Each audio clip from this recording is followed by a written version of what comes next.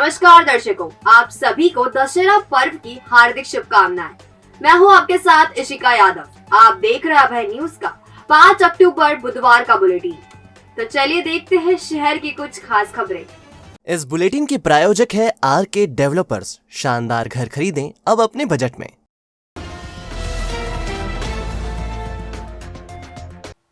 नरवर में संप्रदाय विशेष के युवकों द्वारा कल्याणपुरा के 3 युवकों की पिटाई से उपजे विरोध के कारण बुधवार को नरवर और खोखरिया में 6 घंटे तक तनाव रहा। इस दौरान 3 घंटे तक व्यस्तम देवास रोड बंद रहा। पुलिस ने एक्शन लेते हुए नरवर थाना प्रभारी के तिवारी को निलंबित कर दिया है। बावजूद इसके नाराज लोगों ने खोखरिया में रहने वाले आरोपी का घर घेर लिया। एसडीएम के पुख्ता आश्वासन के बाद लोग दोपहर 3 बजे हटे। कल्याणपुरा का रहने वाला श्री राम सिंह पिता गुलाब सिंह चौहान गांव के चौकीदार विजय पिता राजा राम के साथ मंगलवार की रात डीजे और अन्य सामान जमा कराने नरवर आया था। इस दौरान इनके साथ नरवर के रहने वाले आरिफ पटेल और उस्मान पटेल ने हमला बोल दिया। आरोप है कि इन लोगों ने हवाई फायर किए और हथियारों का प्रयोग कर श्री राम, विजय और नरवर के रहने वाले राम किशन पिता हरीश चंद्र प्रजापत को घायल कर दिया। बुरी तरह पीटे तीनों लोग नरवर थाने पहुंचे तो पुलिस कर्मियों ने रिपोर्ट दर्ज करने के बजाय तीनों को खाली हाथ लौटा दिया। हमले की इस घटना में रात तो जैसे तैसे गुजर गई, लेकिन बुधवार की सुबह होते ही हिंदुवादी संगठन के लोग और ग्रामीण एकत्र होना शुरू हो गए और इन्होंने पहले थाने का घेराव किया, फिर देवास रोड पर चक्का जाम कर दिया।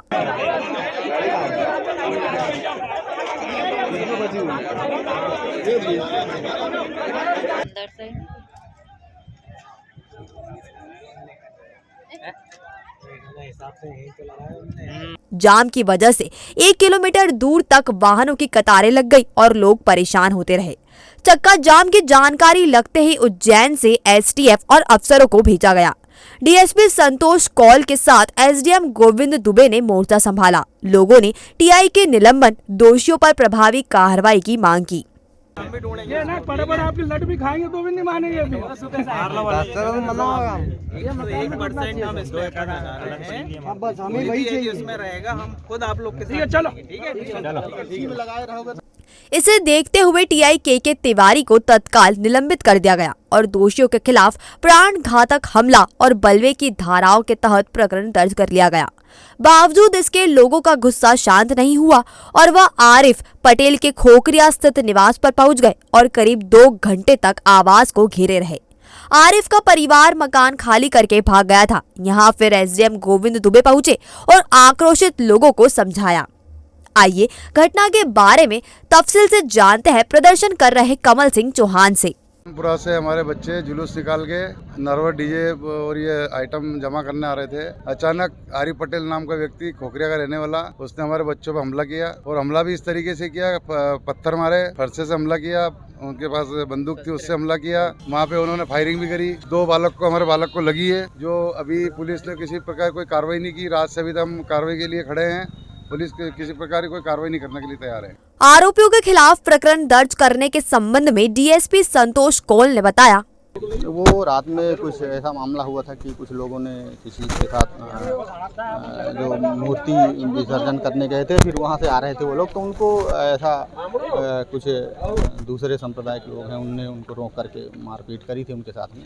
उसके चोटें भी आई हैं, तो उसकी एफआईआर करा के अब आगे की जो भी है कार्रवाई कराई जा रही है। कितने लोगों घायल होने की सूचना? 3 लोग तो हैं उसमें भी, जो हमने देखा है, तो 3 लोग हमारे सामने थे। कार्रवाई जो इसमें प्रथम दृष्टया गलती है पुलिस की, तो उनके आधार पर वरिष्ठ अधिकारियों ने टीआई को यहाँ से लाइन अटैच कर दिया है। अब जब भी उसकी विभागीय जांच जो भी कार्रवाई होगी उसके आधार पे और अग्रिम कार्रवाई की जाएगी। एफआईआर हो गई ना, एफआईआर हो करके टीम रवाना भी हो गई है उनको गिरफ्तार करने। 307 है, 148 बलवा का है और जो उसके जानलेवा हमले का है। टीम हमारी रवाना है, अभी ऐसा है, उनको गिरफ्तार करेंगे। मौके पर मौजूद एसडीएम गोविंद दुबे ने बताया, ये कल्याणपुरा के कुछ युवकों पे हमला हुआ था। उस पर कायमी रात को नहीं हो पाई थी, तो अभी हमने इसको संज्ञान में लेते हुए 307, 147, 148 आईपीसी धारा में कायमी करा दी है और कायमी की बाद की जो प्रक्रिया होती है उस पर हमारी पुलिस की टीम जो है कार्य में जुट गई है। इसमें आरोपियों को तुरंत ही हमने एक विशेष टीम का निर्माण करके अभी उनके घर पे धरपकड़ की गई है और इसके अलावा भी जो हमें इनपुट प्राप्त होंगे उसमें हम शीघ्र अतिशीघ्र आरोपियों की गिरफ्तारी करेंगे। देखिए, इसमें ये जांच का विषय है, कुछ तथ्य इसमें आए हैं जिन पे जांच की जाना बहुत ही आवश्यक है, उससे जो है सभी चीज़ें सामने निकल के आएंगी, तो उस दिशा में हम काम कर रहे हैं। हाँ, ये अभी शायद एसपी साहब के द्वारा ये आदेश दिए गए हैं कि उनको लाइन अटैच किया गया। बहरहाल चक्का जाम की वजह से लोग परेशान होते रहे और करीब 2 घंटे तक मार्ग पर आवाजाही बंद रही। पुलिस ने प्रकरण दर्ज होने के बाद आरिफ पटेल और उस्मान पटेल की तलाश तेज कर दी है। करीब 1 साल से लापता नरवर राज घराने की रानी अनिला झाला का पता चल गया है। वह अपनी बेटी विभा देवी की निगरानी में सुरक्षित है। खुद रानी ने ही बेटी के साथ रहने की इच्छा जताई थी। इसके बाद पुलिस ने ही रानी को बेटी को सौंप दिया था। रानी अनिला देवी पिछले 1 साल से नरवर में दिखाई नहीं थी। अक्टूबर 2021 में उन्हें अंतिम बार देखा गया था। वह अपनी पुत्री विभा देवी के साथ देखी गई थी। तब उन्होंने अपने हिस्से की करीब 250 बीघा जमीन में से 100 बीघा जमीन बेटी के नाम ट्रांसफर की थी। तब से वह विभा देवी के साथ ही है और पुलिस ने खुद उन्हें सौंपा था। हाल ही में जब महारानी के पौत्र हिमावत सिंह झाला नवरात्र में राजमहल पहुंचे तो उन्हें रानी नहीं दिखाई दी। ऐसे में हिमावत सिंह को चिंता हुई और उन्होंने नरवर थाने में आवेदन दिया। इसके बाद पुलिस ने अपने स्तर पर फिर से मालूमात की तो पता चला कि रानी अपनी बेटी की कस्टडी में है।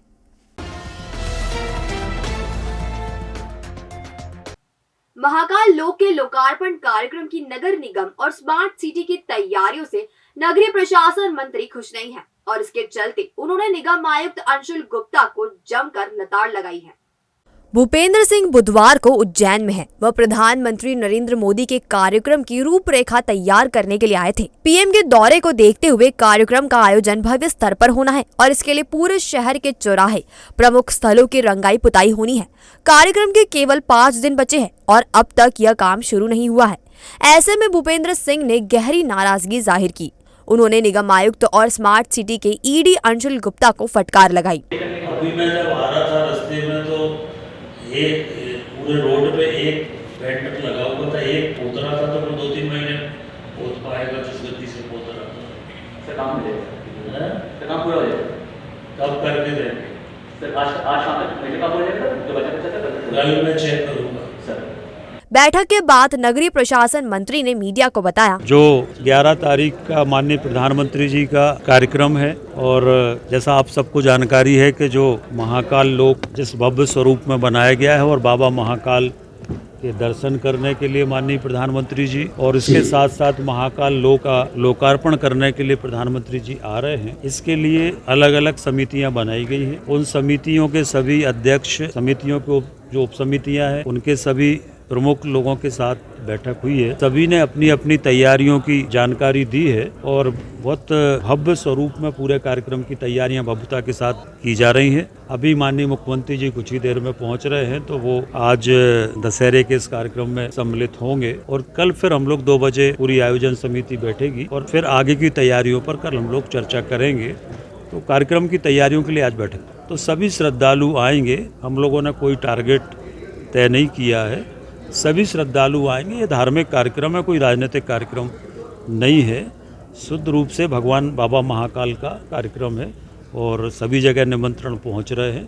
तो सभी से आग्रह है कि सभी लोग आएंगे और वैसे भी कौन नहीं आना चाहेगा बाबा महाकाल के इस कार्यक्रम में। सभी आएंगे, बड़ी संख्या में लोग आएंगे। कितने लोगों की व्यवस्था होगी? है जितने लोग आएंगे सबकी व्यवस्था होगी। इधर कलेक्टर ने 11 अक्टूबर को उज्जैन के लिए स्थानीय अवकाश घोषित किया है ताकि अधिक से अधिक संख्या में लोग लोकार्पण कार्यक्रम में शरीक हो सके। श्री महाकाल लोक के लोकार्पण की तैयारी तेज हो गई है। इसी कड़ी में बुधवार को श्री महाकालेश्वर का पूजन करने सीएम शिवराज सिंह चौहान पहुंचे। इसी दिन श्री महाकालेश्वर की सवारी भी निकाली गई। टावर चौक से सीएम के सवारी में शामिल होने का अनुमान है। इस दौरान सीएम उज्जैन शहर के लोगों से लोकार्पण कार्यक्रम में शरीक होने की अपील कर सकते हैं। सवारी का जगह जगह भव्य स्वागत किया गया। हर साल दशहरे पर श्री महाकालेश्वर की सवारी फ्रीगंज के दशहरा मैदान आती है। पिछले 2 साल में कोरोना का फैलाव होने से सवारी भव्य रूप से नहीं निकल सकी थी। केवल औपचारिकता के तौर पर तब सवारी को निकाला गया था। इस साल कोरोना का प्रभाव कम है और महाकाल विस्तारीकरण योजना के पहले चरण का लोकार्पण भी होना है। ऐसे में सवारी को भव्य रूप दिया गया है। सवारी ठीक 4 बजे सभा मंडप से पूजन के बाद रवाना हुई। इस बार सवारी ने परंपरागत मार्ग लिया। सवारी का स्वागत करने के लिए जगह जगह मंच बनाए गए और पुष्प वर्षा कर बाबा महाकाल का स्वागत किया गया।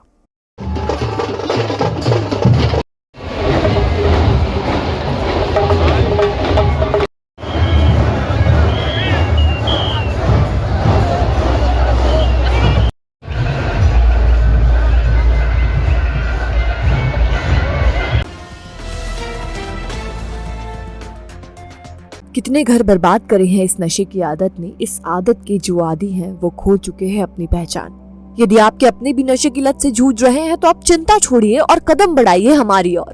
पहचान से जुड़कर अपनों को वापस दीजिए उनकी पहचान। जी हाँ, संभाग में पहली बार TSF पद्धति से मरीजों का सफल इलाज। पहचान पर मरीजों के लिए काउंसलिंग और खुशनुमा माहौल में नशे से मुक्ति। 90 दिन का ट्रीटमेंट समय, खान पान का ध्यान, योगा और मेडिटेशन की रेगुलर क्लास, अनुभवी चिकित्सकों द्वारा परीक्षण और मध्यम वर्गीय परिवार के लोगों के लिए विशेष सुविधा। हमारा वादा, हम दिलाएंगे आपके अपनों को नशे से छुटकारा। अधिक जानकारी के लिए संपर्क करें 7999182119 या फिर 9479। प्रदेश के डीजीपी सुधीर सक्सेना ने दशहरे पर उज्जैन में शस्त्र पूजन किया। वह पीएम नरेंद्र मोदी के दौरे की तैयारियों को परखने के लिए उज्जैन आए हैं। शस्त्र पूजन के दौरान आईजी संतोष कुमार सिंह, संभागायुक्त Sandeep Yadav, DIG Anil Singh Kushwaha, collector Ashish Singh, SP Satyendra Kumar Shukla मौजूद थे। डीजीपी ने पुलिस लाइन में शस्त्र पूजन अर्चना किया और हर्ष फायरिंग भी की। इस दौरान पुलिस और प्रशासन की पूरी टीम मौजूद थी।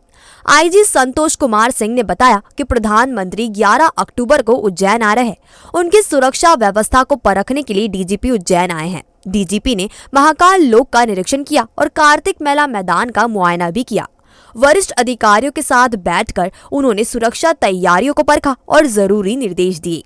इस संबंध में आईजी संतोष कुमार सिंह ने बताया, जैसा आपको पता ही है, परंपरागत रूप से रक्षित केंद्र में पुलिस लाइन में ये शस्त्र पूजा की जाती है और आज ही शस्त्र पूजा हम लोगों के द्वारा की गई है और इसमें हम सभी लोगों ने ये मंगल कामना की कि हमारे सभी सहयोगी, हमारे सभी साथीगण पुलिस विभाग के जो दिन रात जो है मेहनत करके अपनी ड्यूटी करते रहते हैं, वो सभी सुरक्षित रहें और सभी और बेहतर तरीके से जनता की सेवा कर सकें, अपने प्रदेश की सुरक्षा कर सकें। ऐसी कामना के साथ हमने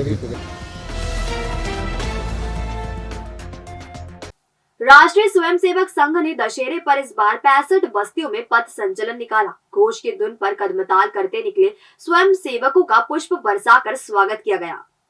बस्तियों में निकले पथ संचलन में स्वयंसेवक पूर्ण गणवेश, कत्थई पैंट, सफेद शर्ट, काली टोपी, काले शूज पहनकर निकले। स्वयंसेवकों ने हाथ में दंड भी थाम रखे थे। पथ संचलन में भाजपा और उसके अनुषांगिक संगठनों से जुड़े नेताओं ने भी शिरकत की। राष्ट्रीय स्वयंसेवक संघ के स्थापना दिवस पर विजयदशमी के पर्व पर संचलन जहां से भी गुजरे, लोग फूलों की बारिश करते रहे। दोस्त के साथ घूमने जाने के लिए निकले एक युवक पर 3 युवकों ने हमला कर दिया। मारापीटी की इस घटना में एक युवक को गहरी चोट आई है। उसे उपचार के लिए अस्पताल में भर्ती कराया गया है। बताया जा रहा है कि नगरकोट के पास रहने वाले राज सिंह भदौरिया अपने दोस्त योगेश शर्मा और दीपक ठाकुर के पास जा रहा था। इसी दौरान फाजलपुरा चौराहे पर उसे जावेद, सत्येंद्र और राहुल ने घेर लिया और पिटाई शुरू कर दी। आरोपियों ने रॉड से हमला बोला। हमले से राज सिंह के सिर में गहरी चोट आई। राज अवंतिका होटल की पार्किंग में काम करता है। आरोपियों ने उससे 4500 रुपए नगद और चांदी का कड़ा भी छीन लिया। सत्येंद्र, जावेद और राहुल पर पहले भी प्रकरण दर्ज हो चुके हैं। तीनों टैक्सी चलाने के साथ वसूली भी करते हैं। घटना के संबंध में राज सिंह ने बताया, कहीं नहीं, मैं घर से निकल रहा था। घर से निकलते वक्त चौराहे पे, फाजिलपुर चौराहे पे ये 3 लोग, ये 2 अन्य इनके साथ में बाइक से अलग थे। वो जावेद, सत्यन और राहुल, इनके पास राड और हथियार भी थे इनके पास में। मैं जैसे ही उतरा मैं जैसे ही वहाँ पहुँचा तो ये मेरा वेट कर रहे थे, इंतज़ार कर रहे थे और इनने सीधा हमला कर दिया। सीधा गाड़ी का कांच फोड़ दिया और आगे पीछे मतलब राड की, मेरे इधर राड की दी। इनके साथ वालों ने इधर मतलब काफ़ी इन्हें जान से मारने के लिए ही आए थे ये लोग। कितने लोग थे? ये 3 और 2 अन्य में थे। ये 3 को तो पहचानता हूँ, 2 अन्य को नहीं पहचानता हूँ मैं। पैसे 4500 4000 रुपए के लमसम में थे, जिनमें कलेक्शन का पैसा पड़ा हुआ था मेरे। पुलिस ने राज सिंह की शिकायत पर प्रकरण दर्ज कर लिया है। आरोपियों की तलाश की जा रही है। सवैया सम्राट दादा दूल्हे सिंह सिकरवार की स्मृति में शहीद पार्क पर आयोजित अखिल भारतीय कवि सम्मेलन में ख्यातिनाम कवियों ने खूब रंग जमाया। 15वें कवि सम्मेलन का प्रारंभ दूल्हे सिंह सिकरवार व मां सरस्वती के चित्रों पर माल्यार्पण से कुलपति doctor Akhilesh Kumar Pandey, retired IPS doctor Raman Singh Sikarwar, संपादक राजेंद्र आगल, अपर संचालक मंडी चंद्रशेखर वशिष्ठ निगम सभापति श्रीमती कलावती यादव ने किया। संस्था संरक्षक राजेश सिंह कुशवाहा, संयोजक श्याम सिंह सिकरवार, श्रीमती मंजू सिकरवार, राजेश सिकरवार, युवराज सिकरवार, राजेश तिवारी, डॉक्टर भूपेंद्र सिंह बेस, संजय सिंह ठाकुर, उमेश सिरवार, अंगद सिंह भदौरिया आदि ने अतिथियों का स्वागत कर स्मृति चिन्ह प्रदान किए। प्रयागराज की कवियत्री डॉक्टर प्रीता वाजपेयी ने सरस्वती वंदना प्रस्तुत की। लक्ष्मण रामपुरी ने कविता जोहर से काव्य पाठ का आगाज किया। जयपुर के उमेश उत्साही ने श्री राम पर ओजस्वी रचना का पाठ किया। हास्य कवि नरेंद्र नखेत्री ने मालवी भाषा में हास्य रचना प्रस्तुत की। रायबरेली के हास्य कवि निरंगकाल रविशंकर ने हास्य की फुलझड़ियां छोड़ी। जलपाईगुड़ू के कवि डॉक्टर करण सिंह जैन ने बंगाली हिंदी पढ़कर वर्तमान स्थिति का खाका खींचा। कवि सम्मेलन के सूत्रधार सतीश सागर ने भी रचना पाठ किया। मंच संचालन कवि सुनील गाइड ने किया। आभार राजेश सिंह सिकरवार ने माना। भविष्य की चिंता छोड़ो, पंडित गोविंद गुरु से नाता जोड़ो। ना कोई पैसा ना कोई फीस, बस लीजिए गुरु जी का आशीष। आज ही जाने अपनी हर समस्या का समाधान। संपर्क करें 9827030415 या 9302230415। हमारा पता 8 अलगदाम कॉलोनी, सावे रोड, उज्जैन।